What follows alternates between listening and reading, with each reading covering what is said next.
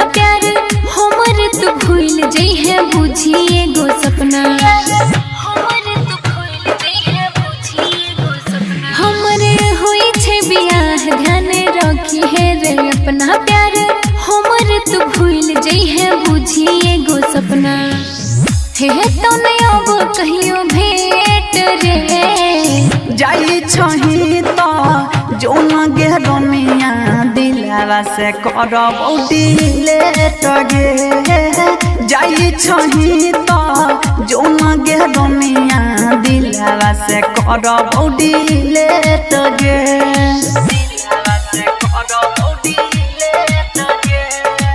साई recording studio Delhi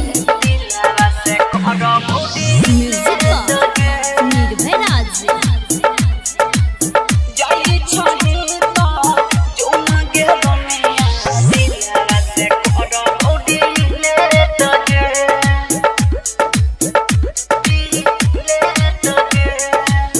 होते विदाई बंद होते सफरी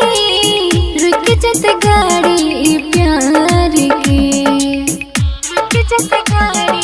प्यार के बेंड बराती पिया वाला के यही तो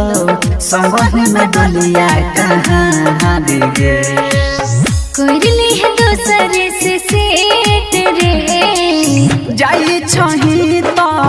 जोन गे दुनिया दिलवा से करब डिलीट गे जाई छही तो जोन गे दुनिया दिलवा से करब डिलीट गे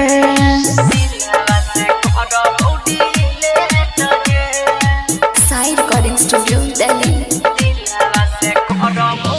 म्यूजिक निर्भय राज जाई छही तो जोन गे दुनिया दिलवा से करब डिलीट गे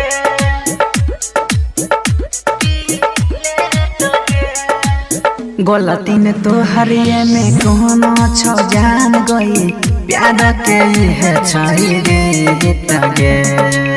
प्यार के है छही रहे मजबूरी ता होई गेलियो दूरी बात के मन ले तू मीत रे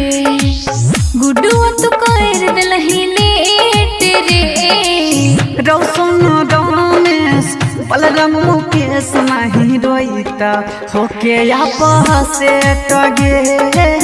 जाई छही तो जोन गे दुनिया दिलवा से करब डिलीट गे।